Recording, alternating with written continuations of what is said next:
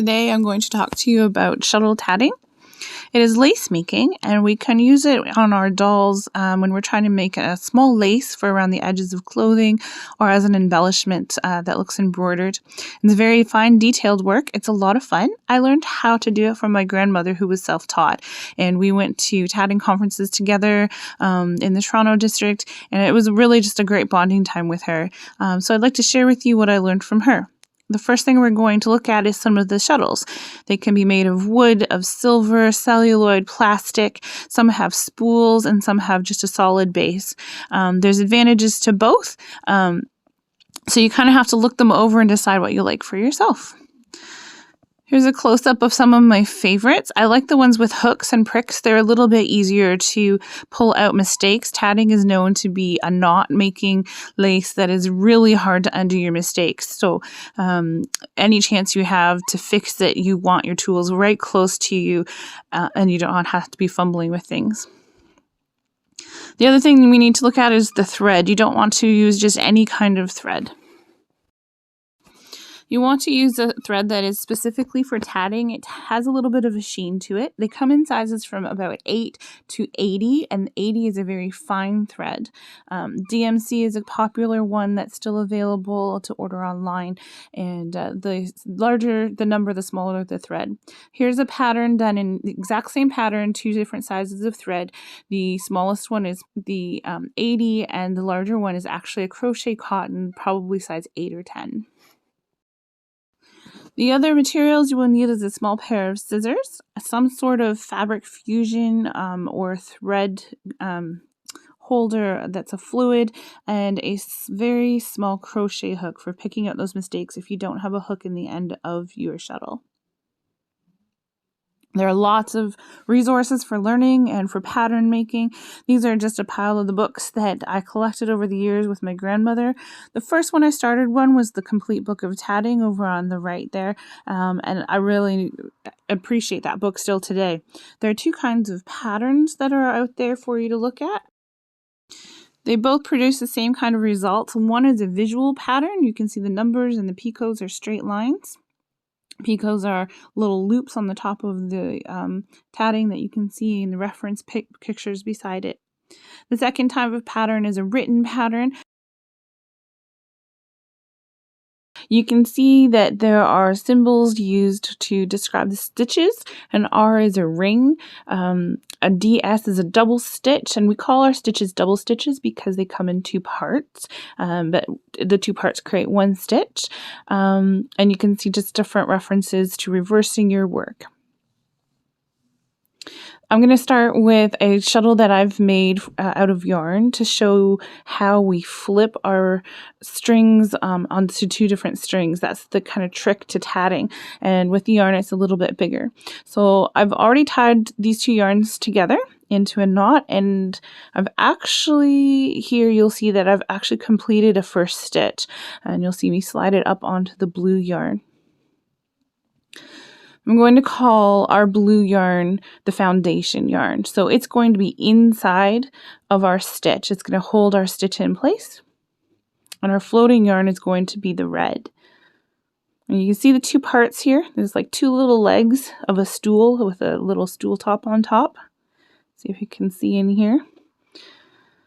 And that's what we call the double stitch. There's 2 parts to every stitch, and they wrap around the foundation yarn. So let me untangle my strings here. The first thing we're going to do is pinch the knot or the stitch that I've already done, and I'm going to take the color that we want on top, and we're going to wrap it around our hand and then around our baby finger to anchor this. Now, a lot of people throw their shuttles. It's called throwing your shuttle, and I'm going to fold my shuttle instead. We learned a little bit different. A lot of people that tat, it looks like they're weaving back and forth, but Grandma and I learned it kind of our own way, and it's kind of more macrame style, I suppose, and we're going to twist it through the yarns. I'll have little diagrams available for you so you can take a look at what's on your fingers and see if it looks like the diagrams if you can't see the video too well. So here's our first part of our stitch, part 1. We're going to take our shuttle and we're going to go up and behind the string on our hand. And you can see a loop down through there, and the yarn's a little twisty, so I'm going to add some extra fingers in here. And we're going to pass it up behind the red, down through the blue, and we're going to let it go. Now you can see the blue right now is going to be able to slide back and forth on the red, but the red is what's going to end up on top. And here's the little fun part, the part that you will struggle with first, is trying to get the red on top. So what we're going to do is we're going to pull on the blue, and we're going to pull back with the red, and you can see it flip, and our blue has now become the foundation, and the red is now on top in a loop, and we're going to slide that loop over against the stitch that we already have, or if you're starting with your knot, right up against your knot as tight as you can. So we're going to slide it in nice and snug. Now you don't want to pull it too tight that it flips back again, and you want it to look nice and smooth. So there's part one with the flip, and our red is now on top. Now part two, we're going to go a different direction around the red with our foundation blue. This time we're going to go in front of the red and flip it right through into this blue loop. And we'll pull it, and you can see the blue is on the bottom, and we need this once again to flip to complete the double stitch. So I like to use my fingers a lot. I kind of spread them back and forth, kind of fly my fingers back and forth, and we give them a pull, and you can see how the red has now flipped onto the top. We'll keep our foundation blue yarn nice and tight and tighten the red against the stitch by using our fingers. And now we have 2 stitches. There's 2 stitches in this one. And they're nice and snug against each other, but not too tight that they just look like a tight knot. Next, we're going to make a picot here. And a picot is a loop that's made out of some excess yarn or thread when we're doing it with the shuttle. So we make the first half of the stitch, same as we did in the very beginning, going up behind the yarn, the red yarn, and through. And now we have to flip the stitch. Now I'm going to be a little awkward here. I usually don't think about it when I make a picot, so thinking about it, we're trying to keep some excess yarn in here, and that will make the loop. And so I'm going to have to pull it out a little bit to make sure that I have enough to make a loop on top. When I do it without thinking, I don't usually have to fumble with it quite so much. But if you don't get it the first time, the same as me, you just kind of pick at the stitch a little bit and make sure that you have a loop the size that you want. And then you finish the picot by doing the second half of the stitch. So when you're doing a picot, you end up with a picot and a stitch, which counts as the first stitch.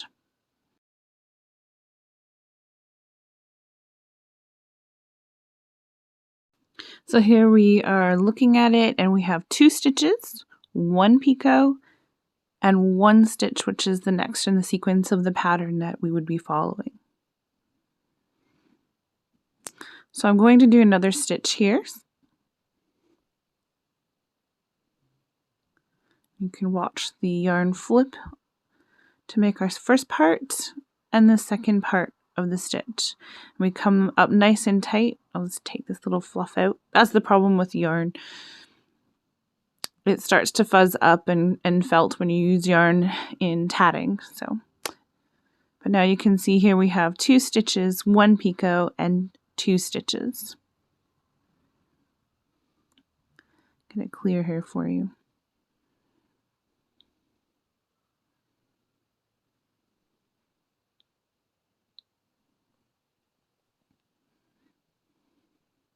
I'm going to try making another picot here for you where I don't have to think too hard about it.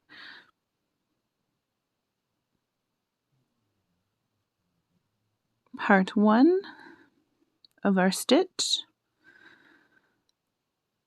And then I'm butting it up against the last stitch that we made with the excess up top to make the picot.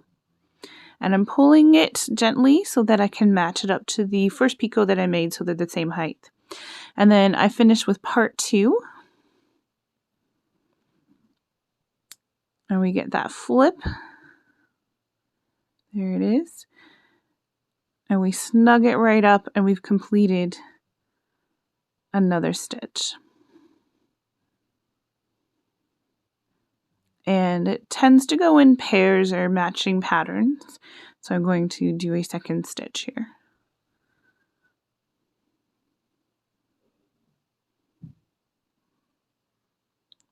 One of the reasons you want tatting cotton is it won't twist quite as badly as this yarn is doing here. And so here we go. We have a pattern of 2 picot 2 picot 2.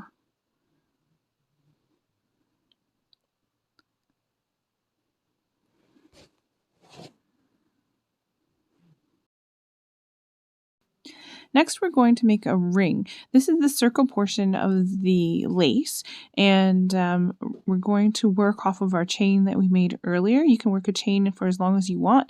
You'll have a nice little piece of lace with these little picots on top. We're going to reverse our work, which means turning our chain over so that the picots are facing downwards. You want to smooth it out and make it look nice and clean. We're going to hold the last stitch that we made, and we're going to take our foundation yarn. We're going to wrap it around our finger again, but we're going to continue and place it between our thumb and our forefinger. And this will make a ring that we can open and close by pulling on the string underneath our hand and pulling on the shuttle. And we'll begin once again with the first half of our double stitch.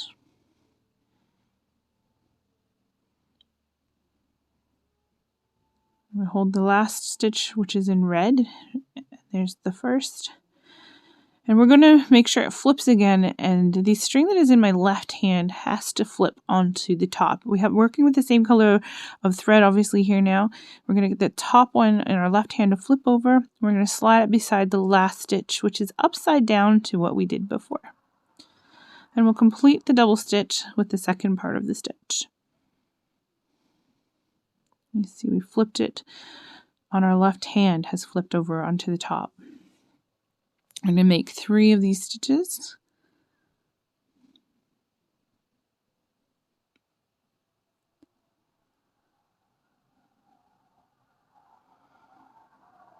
There's 2. And you can see I can move my thread. You know you're doing the ring right because you can still move this thread back and forth through your stitches, through the 2 stitches that I've made. And as we continue stitches, we will be able to continue to pull this thread through. So here's stitch number 3. And my wool is starting to felt, so you're going to see it tangle. I'll have to untangle it, and it'll get stuck a couple times. And sometimes that happens with cotton as well. You can work with it a little bit and try to get it out. Here we go. Try to get any little tiny knots out by wiggling it. Don't pull hard on it, just wiggle it, and it often will let itself free. So we've done a picot and 1 stitch. We need to do 2 more stitches.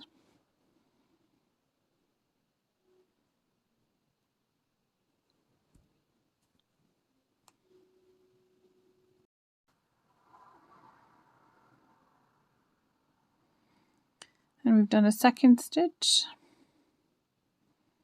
And our pattern, of course, is 3 stitches, 1 picot separated by 3 stitches, repeat, so that we have 3 picots.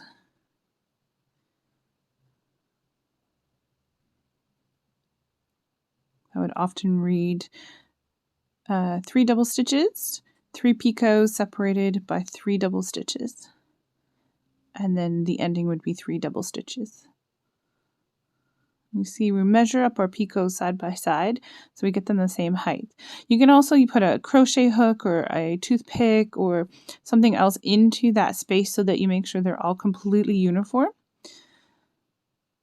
And here we've got a little knot, and you see I'm not actually pulling anything, I'm pushing things apart, and they twisted back in the direction they're supposed to because the wool is felting together.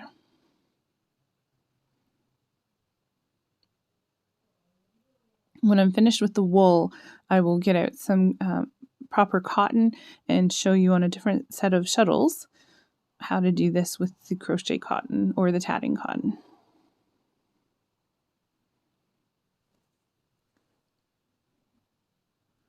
And our third picot. And complete the stitch. And then 2 more stitches, double stitches.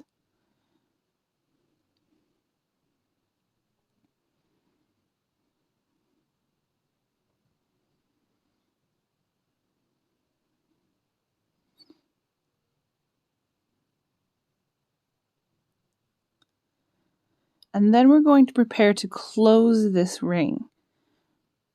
We need to make it and pull it tight. All this thread will still pass through each of the stitches. We've got 3 stitches, 3 picots, and then 3 stitches at the end. And we're going to hold on to our ring still around our fingers, but hold tight to that last stitch. And slowly pull the thread through. Keep your fingers in the process, in the center of it until you can't any longer, just to keep your thread from twisting. If you twist your thread while you're pulling this through, you're going to end up with a ring that isn't tight. Now this one isn't as tight as it should be because I'm using yarn and it's kind of felted together. But you can see how it's closed itself up into a ring. I'm getting fussy with it because the wool isn't behaving the way I like it to. But here we go. We have a chain with 2 picots that are misbehaving. Try to fix that. Trying to separate and roll up. And then we reverse our work again so that our chain, the picots are facing up. It's reversing our work. And we want to continue on with the pattern. And the red will be on the stitches again. They'll be floating. And our blue will be foundation. So we're doing a chain. And I'm just going to do 1 stitch. But if we were doing a pattern, we would repeat the pattern that we had before.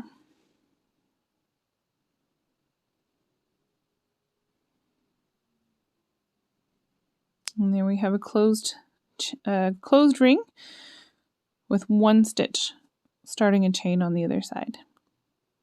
If you have problems with your picots, having little needles or having the crochet hooks close by so you can kind of play with them and shape them is good. The main thing with tatting is not to twist your string, your threads. If they get twisted, it's pretty hard to get undone. Once you close a ring, they say it's impossible to open. I have opened them, but to redo them, it's not, I don't have a lot of success at that either. I end up cutting them off and restarting. So here are my shuttles that have the regular tatting cotton on them, and I'm just going to go through this pattern a little bit and you can watch along and see how I do the work.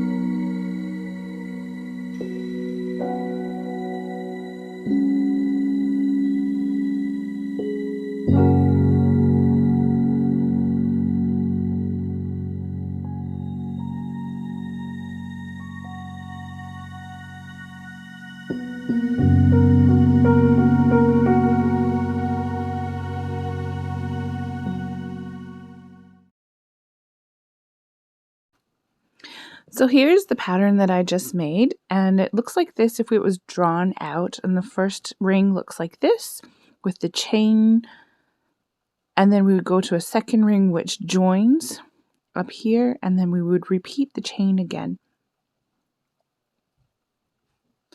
So we're going to make this out of yarn to show you how to make a join.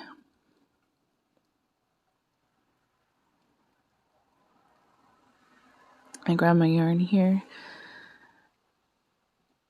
And I also need my hook so that I can reach through a picot to bring the yarn through to make the join.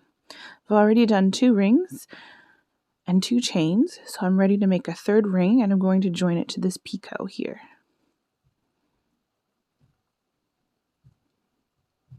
Right there. Let's see if I can make this less blurry. Okay. So I'll get my yarn ready to make a chain.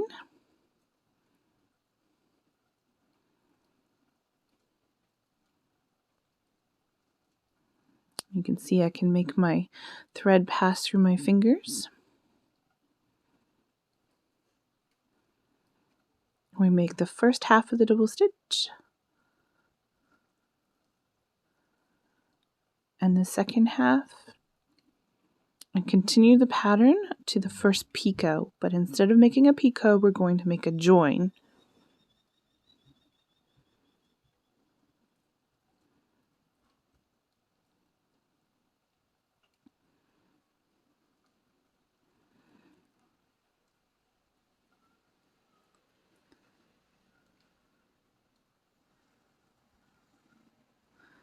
And last double stitch.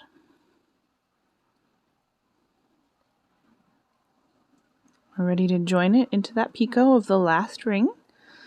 We're going to put the yarn underneath the picot. We're going to take our hook.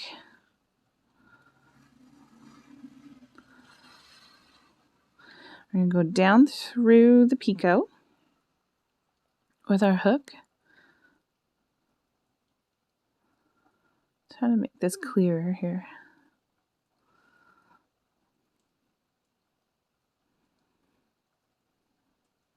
Down through the picot with the hook. Grab the yarn from the shuttle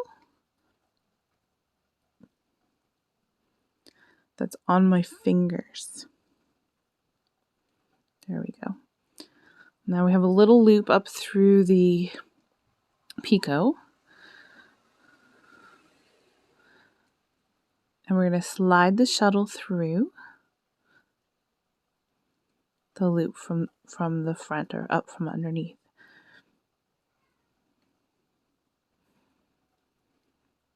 And we're going to tighten carefully that loop